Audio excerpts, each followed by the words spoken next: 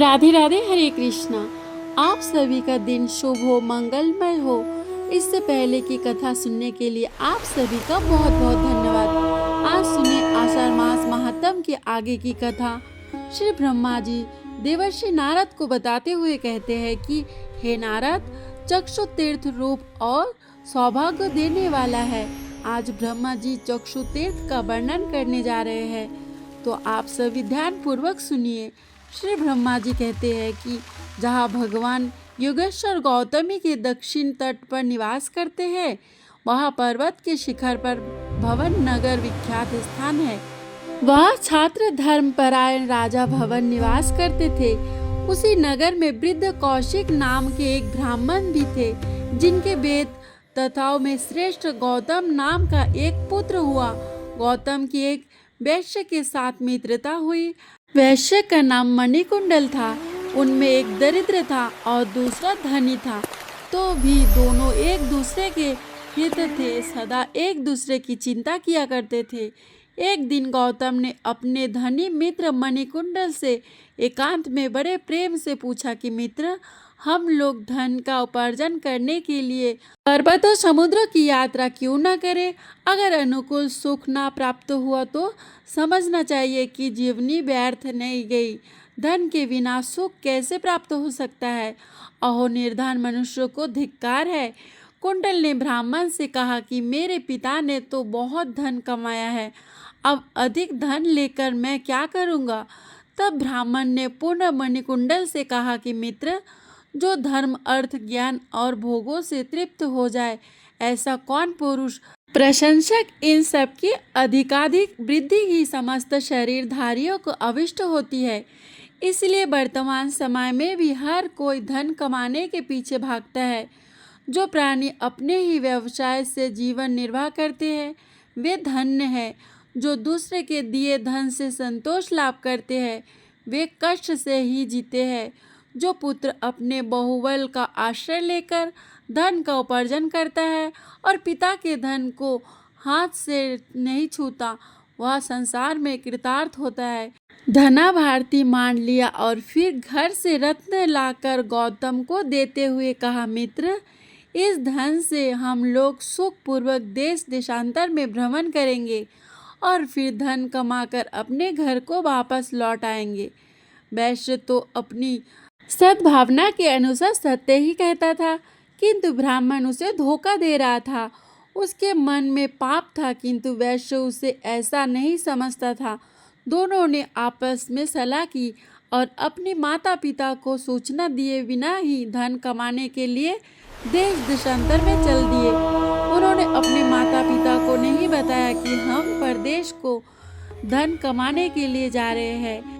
तो रास्ते में ब्राह्मण सोचने लगा कि जिस किसी उपाय से हो सके वैश्य के पास जितना धन है वह सब ले लो। अहो पृथ्वी पर शस्त्र सुंदर नगर है, जहाँ काम की अधिष्ठात्री देवी जैसी अभिष्ट भोग प्रदान करने वाली युवतियाँ भी है। अगर यत्न पूर्वक धन लाकर उनको दे दिया जाए तो वे सदा भोगी जा सकती है और फिर वही जीवन सफल है। किसी प्रकार वैश्य से अपने हाथ में लाए हुए धन को हड़प कर उसका इच्छा अनुसार उपभोग करूं। यह सोचते हुए गौतम ने मणिकुंडल से हंसते हंसते कहा।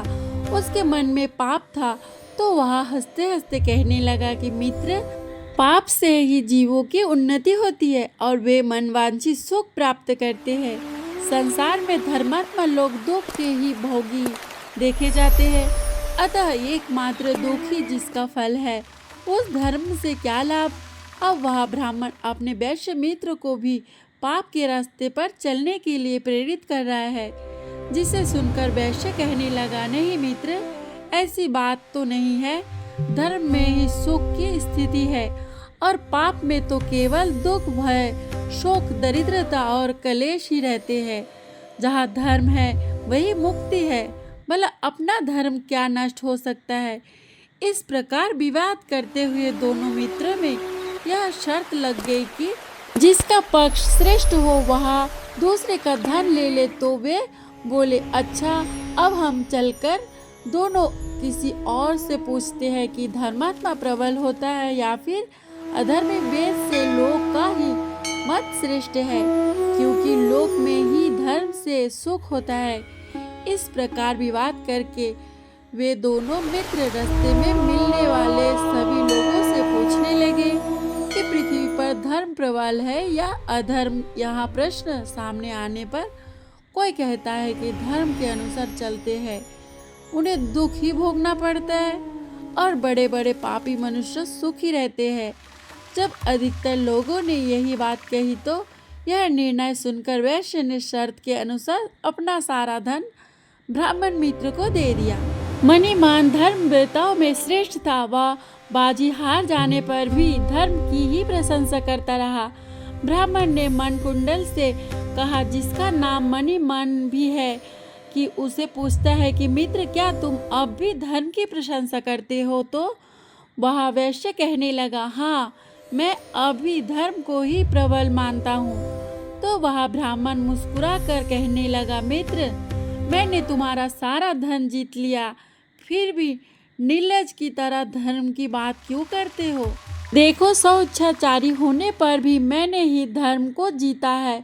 ब्राह्मण की यह बात सुनकर वैश्य ने मुस्कुराते हुए कहा, सखे, जैसे धान्य में पुलाद अर्थात पहिया पुला कुंताहीन मानता हूँ, जिसमें धर्म नहीं होता।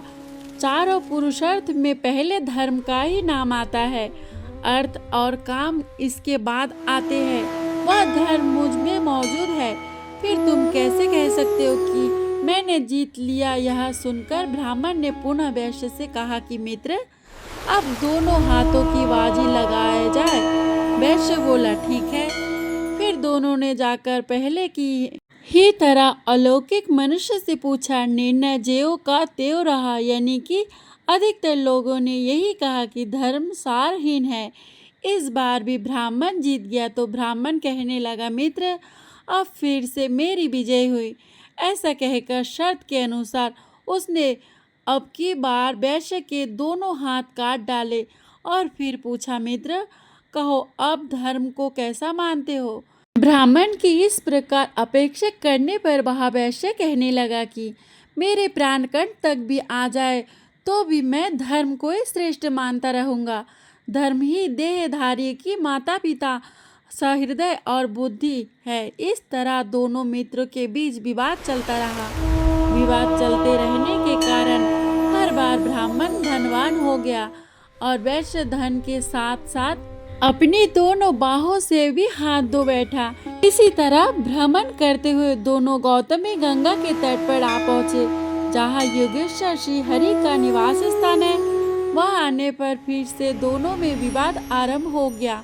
वैश्य गंगा योगेश्वर और धर्म की ही प्रशंसा करता था, जिसे ब्राह्मण को बड़ा क्रोध आया और वह वैश्य पर अपेक्षा करता हुआ बोला, धन चला गया, दोनों हाथ काट गए, अब केवल तुम्हारे प्राण बाकी है। अगर फिर से मेरे मत के खिलाफ कोई बात मुंह से निकालो तो मैं तलवार से तुम्हारा सिर भी काट दूंगा। मित्र की बात सुनकर वैश्य हंस पड़ा।